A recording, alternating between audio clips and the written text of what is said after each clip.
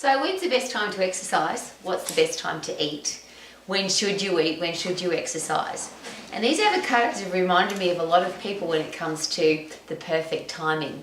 Because avocados are required, or they do require perfect timing. They're either too hard and you can't eat them, or they're rotting away very quickly. You've got to get the window of opportunity. And a lot of people treat exercise like that, don't they? I've got to feel like it. Can't be too hot, can't be too cold. Can't be too busy. I've got to be motivated, and when I'm motivated, I'll go exercise. So consequently, 9 out of 10 people in the world don't exercise, and then like an avocado, they rot away. So if you want to stay healthy, fit and strong for the rest of your life, could it be important to think about how do I get fit and strong as quickly as possible, as safely as possible, in the most effective way possible, so that I want to do it for the rest of my life? Because a lot of people get into shape or lose weight or want to look fantastic for a short time or for an event.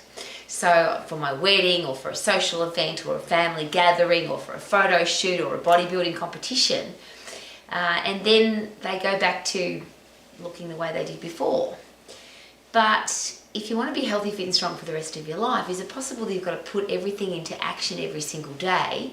And if it's too hard, too long, too boring, too complicated, and we joke about this at our house, this is the perfect way to exercise, or this is the perfect way to eat, or both.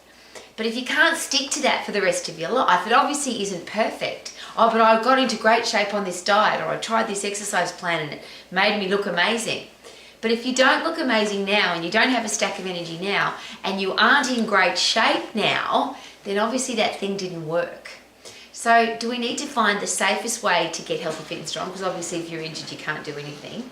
Does it need to be really short? Now, some people say, no, I love to go to the gym for an hour, or I love to do a 45-minute class, or I love to do lots of things for a very long time when it comes to exercise. But could there come a time in your life when you get too busy, or you have a baby, or you change jobs, or you go on holidays, and then you don't exercise? Or you say to yourself, it's too long, my hour class or my 30-minute run, or the thing that I do for a long time, because I don't have time to do it, I'll get back to it. A lot of people don't get back to it. The other one that always perplexes me is a lot of people lose weight and then they find it again very, very quickly, and then they lose it and then they find it again. Well, what a crazy way to live. Wouldn't it be nice to get fit and stay that way for the rest of your life? Get strong and stay that way for the rest of your life. And of course, if you're going to get fit, you've got to have strong muscles and bones, ligaments, tendons and joints, so the two go together. So what's the safest way to get fit and strong? What's the quickest way so you don't get bored? And then it's got to be effective, because otherwise you won't stay motivated, and you've got to be able to do it for the rest of your life. So my favourite expression when it comes to, because obviously at 20 you're supposed to be in great shape, and even at 30 that's kind of the peak time of life, isn't it? But what about fabulous at 40, fantastic at 50, sexy at 60, sensational at 70, awesome at 80, never give up at 90, and happy and healthy at 100 plus? What about living like that for the rest of your life? So surely that means you've got to find something that is going to work for you every single day, not I'm going to lose weight and find it again, I'm going to get into great shape and then get out of shape.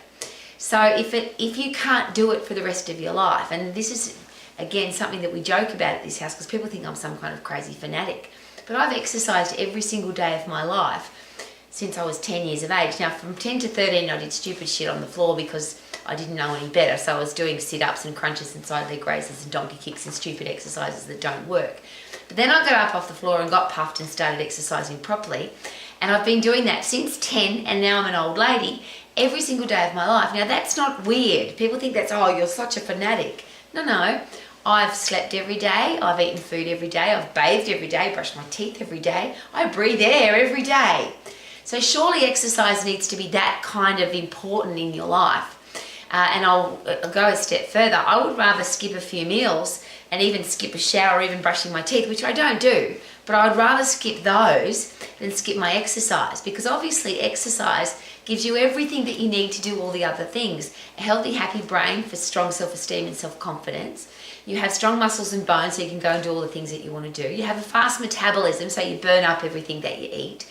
You have a strong immune system so you can fight germs, bugs, viruses and diseases. And if for some bad luck you do get sick, you get quicker so much better. If you have an accident or an injury, when you're really fit and really strong, you recover quicker than anybody else.